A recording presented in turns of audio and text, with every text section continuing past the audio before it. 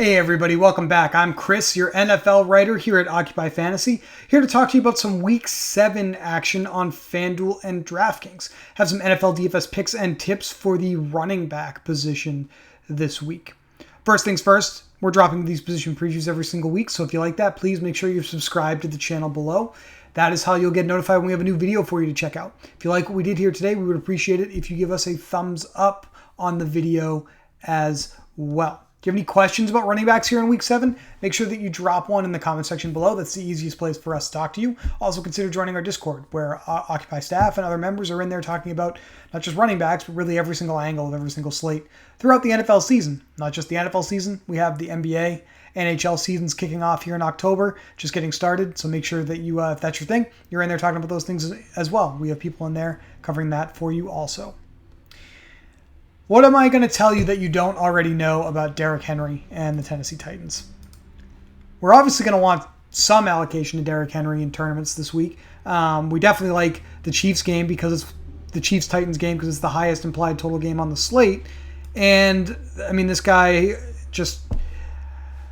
We spend all summer in this industry, not just us, talking about how Derrick Henry is the biggest outlier ever at the running back position, how this production just simply is unsustainable, and he continues to just fly into the face of that kind of logic and put up these Herculean numbers week in and week out.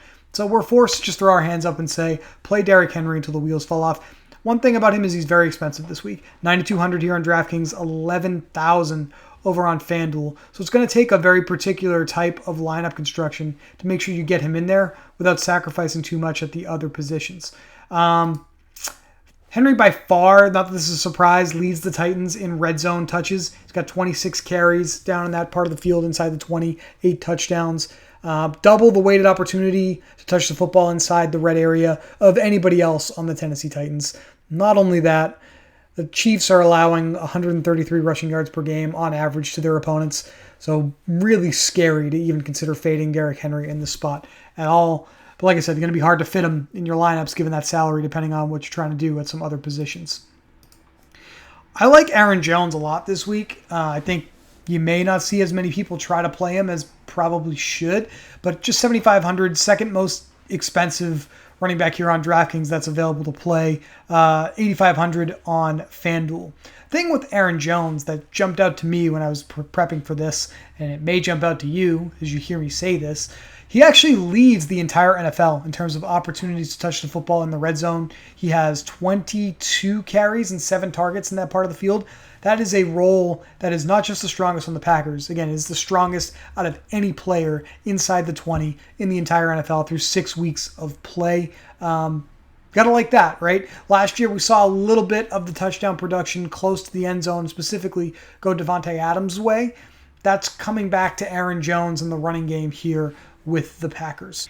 The other thing that is going Jones' way in this matchup is that the football team is just 30th depending running backs in the passing game, and we actually see that Jones is still pretty heavily involved for a running back in the passing game despite the presence of A.J. Dillon, 4+ targets in his last 3 games. So definitely like the opportunity for Jones here in Week 7. Think he may go under the radar a little bit because of his salary being maybe a little bit more than what people want, because people want to pay down to some of these other guys that we have to talk to you about next.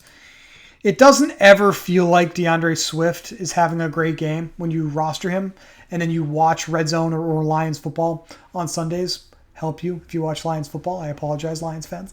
That's because DeAndre Swift gets most of his touches in the second half and specifically in the fourth quarter of football games. So unless that changes, you got to understand you got to be patient with DeAndre Swift when you have him in your lineups. His production comes late in games. The thing that is actually very good for him in this matchup against the Rams is that the Rams are slightly below average defending running back passing routes. So Swift being the most targeted player in the Lions offense on a per game basis, have to like how that sets up for him in a spot that is set to be an extreme trailing game script. He should be targeted by Jared Goff early and often, hopefully a little bit earlier than we see in these games. And hopefully we get some first half production out of him in Week 7. There are a couple of running backs that are just on the board as auto consideration, auto plays, maybe even especially in low-risk contests this week. When you have home running backs that are favored by multiple touchdowns that basically own the entire role in their backfield. Always got to consider them heavily, especially when their price is super affordable. Darrell Henderson was a big favorite last week on the road against the Giants, and he got there for us. Now he's a big favorite at home against the Lions. Hard to see Darrell Henderson not being worth some exposure to here in Week 7 as a result. The shoving spot at running back is really all that needs to be said about Darrell Henderson in this game. The other running back in that similar situation is Leonard Fournette at home for the Bucs. Big favorites against the Bears. Clearly Leonard Fournette's backfield, and in the scoring area that we like to look at for running backs, because we like touchdown upside especially, Leonard Fournette is leading the Buccaneers backfield in touches. He has 19 carries in the red zone, 5 targets, just 5 overall carries in the season for Ronald Jones.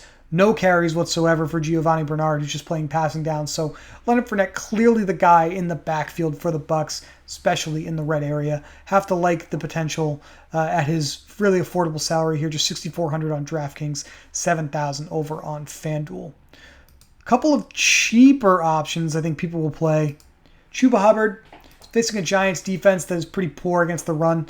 Right up there with Kansas City in terms of the number of yards per game they're allowing to opposing running backs. 137 rush yards per game allowed so far. So Chuba Hubbard in a really good spot here to produce on the road against the Giants. Also, clearly the bell cow now. The Panthers released Rodney Smith, who had some role, at least, in the passing game.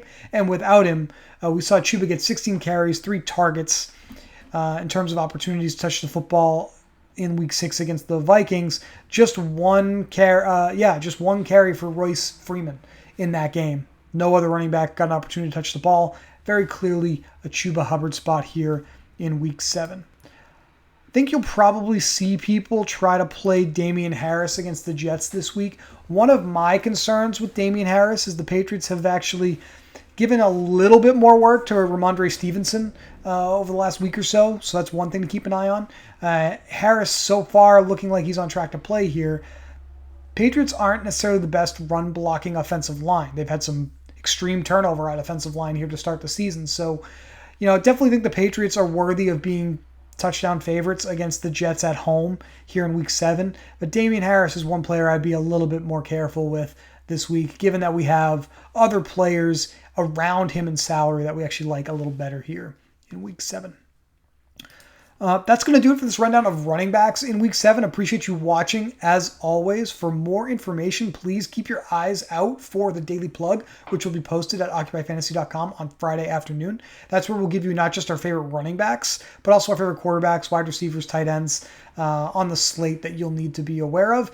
And not just be aware of, most importantly, we will give you the tips that we think you need to deploy our favorite players in the slate effectively in both low-risk and high-risk lineups, because that's really how you play DFS. It's not just picking players. It's using them appropriately depending on the type of contest that you're playing. It's definitely the most important section of the Daily Plug. Again, that's Friday, OccupyFantasy.com. If you have any questions about running backs on this slate? Did I miss one that you were hoping to hear about? Leave a comment below. We'll do our best to get back to you. You can also consider joining our Discord and talk to us about it in there. Thanks, folks. That's going to do it for this video.